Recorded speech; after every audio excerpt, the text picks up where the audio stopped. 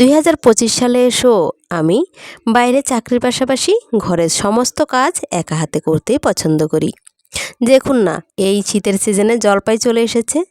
জলপাইয়ের আচার করে নিলাম। কিছুদিন আগে আপনাদের সাথে চালতার আচার শেয়ার করেছি, আজ জলপাইয়ের আচার শেয়ার করছি। চলুন, এর জন্য প্রথমে আমি কিছু জলপাই নিয়ে নিয়েছি। আমার স্কুলের বাচ্চারা আমাকে এই জলপাইগুলো গিফট করেছে, তাই আচার তো বানাতেই হবে, ওদেরকেও কিছু খাওয়াবো, নিজেও খাবো। দেখুন, এতগুলো আমার প্রায় 1 সপ্তাহের উপরে হয়ে গেছে, এগুলোকে ফ্রিজে রেখে দিয়েছি। এগুলো অনেকটাই কালার চেঞ্জ হয়ে যাচ্ছে, একটু জ্বলে জ্বলে যাচ্ছিলো ফ্রিজে রাখাতে, সেজন্য সবগুলো নামিয়ে নিলাম, করে নিচ্ছি। বেশ ভালোভাবে এগুলোকে প্রথমে ধুয়ে নেব। এগুলোকে বোটা ছাড়িয়ে নেব আর ভালোভাবে ধুয়ে নেব। যেগুলো একটু একটু নষ্ট হয়ে গেছে সেগুলো ভালোভাবে বেছে ফেলে দেব।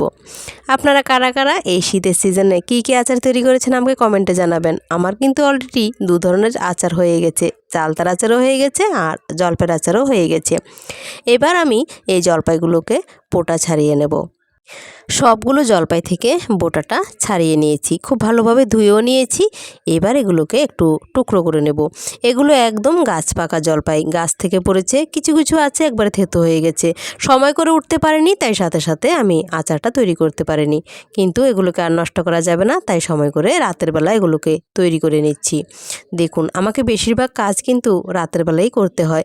ওই রান্নাবান্না বিষয়ক যে ভিডিওগুলো আপনারা পান সেগুলো স্কুলে যাওয়ার আগে রান্না করার সময় ভিডিও শ্যুট করে ফেলি। আর এক্সট্রা কাজ যেগুলো, কোনো টিফিন বা কোনো স্ন্যাক্স বা এই ধরনের আচার টাচার, সেগুলো আমি বেশিরভাগই রাতের বেলা করে রাখি। দিনের বেলা সময় করে উঠতে পারি না, তাই রাতের বেলাই বেশিরভাগটা করি।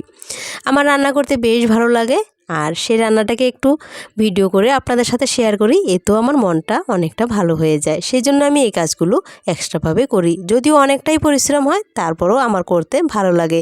যখনই দেখি আপনারা ভিডিওতে সুন্দর সুন্দর কমেন্ট করছেন বা ভিউজটা ভালো হচ্ছে, তখন মনটা একদম খুশিতে ভরে যায়। নিজের মনকে ভালো রাখতে, খুশি রাখতেই আমি এই কাজটা বেছে নিয়েছি। দেখুন, এবার আমি কথায় কথায় কিন্তু সবগুলো জলপাই কেটে একদিকে রেখে দিয়েছি আর ওভেনে কড়াই বসিয়ে দিয়েছি। একটা তেজপাতা দিয়ে দিলাম ছোট ছোট করে টুকরো করে, আর সাথে 2টো শুকনো লঙ্কা দিয়ে দিয়েছি। এবার এগুলো একটু ভাজা ভাজা হয়ে গেলে এবার এর মধ্যে দিয়ে দিলাম গোটা জিরে।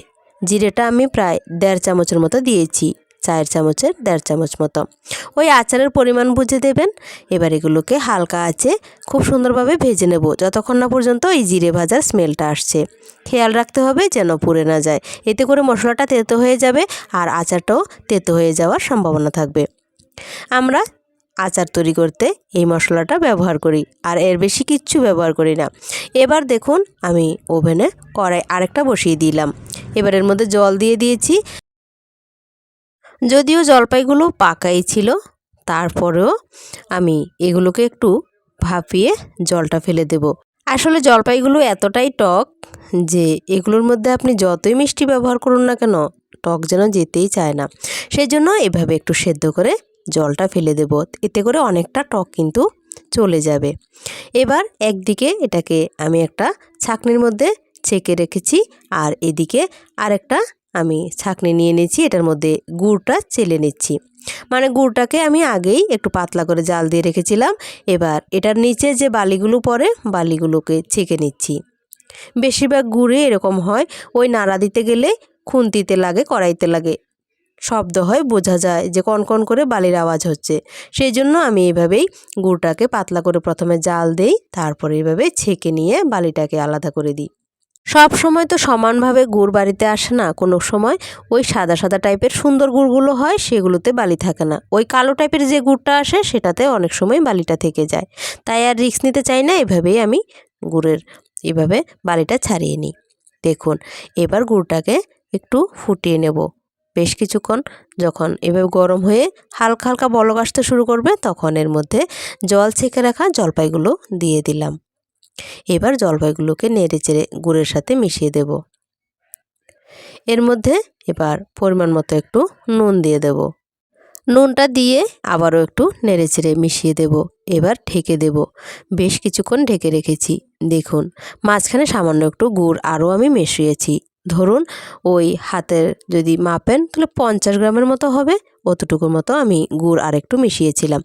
এইবার আমি এগুলোকে দেখুন নেড়েচেড়ে একটু ভেঙে দেওয়ার চেষ্টা করব, কারণ এগুলো যতই আপনি কেটে দিন না কেন আর যত সিদ্ধ করেন না কেন, যখনই মুখে লাগবে ভেতরের অংশটুকু ওই টকই লাগবে। সেই জন্য আমি সবটাকে একটু ভেঙে চুরে দেওয়ার চেষ্টা করব। এই জন্য একটা ঘুটনি নিলাম, মানে কাঁটা নিয়েছি, কাঁটাটা দিয়ে একটু ওইভাবে ভেঙে ভেঙে দেব। আপনারা যদি চান তাহলে আমার মতো এভাবে না কেটে ওই আগে কাঁচা অবস্থায় এগুলোকে একটু চটকেও এভাবে আচার তৈরি করে নিতে পারেন। দেখুন আমি কিন্তু চুলোর আঁচটা একদম লো ফ্লেমে রেখে এভাবে এগুলোকে নেড়েচেড়ে ভেঙে দেওয়ার চেষ্টা করছি। লো ফ্লেমে যদি না রাখেন তাহলে গুড়টা একদম পুরো চিট হয়ে যাবে, ভালোভাবে কুকটা হবে না। এবার আবারও জালটা বাড়িয়ে দিলাম, কারণ নামানোর সময় হয়ে গেছে। মশলাটা দিয়ে দিলাম, মশলাটা দিয়ে এবার ভালোভাবে নেড়েচেড়ে নেব। যদি আপনারা চান যে এটাকে রোদে শুকোবেন তাহলে এই অবস্থায় নামিয়ে নিতে পারেন, আর যদি চান যে আপনি রোদে শুকাবেন না, এমনিতে আপনি নর্মাল ফ্রিজে রেখে এটাকে খেতে পারবেন, তাহলে আর একটু ঘন করে নেবেন। দেখুন আমি এই অবস্থায় বেশ কিছুক্ষণ এটাকে ঠান্ডা করে নেওয়ার জন্য রেখে দিয়েছিলাম। এরপর এটাকে নামিয়ে নিচ্ছি। এরকম হয়েছে। আমি এটাকে বাইরে রোদে শুকোতে দেব।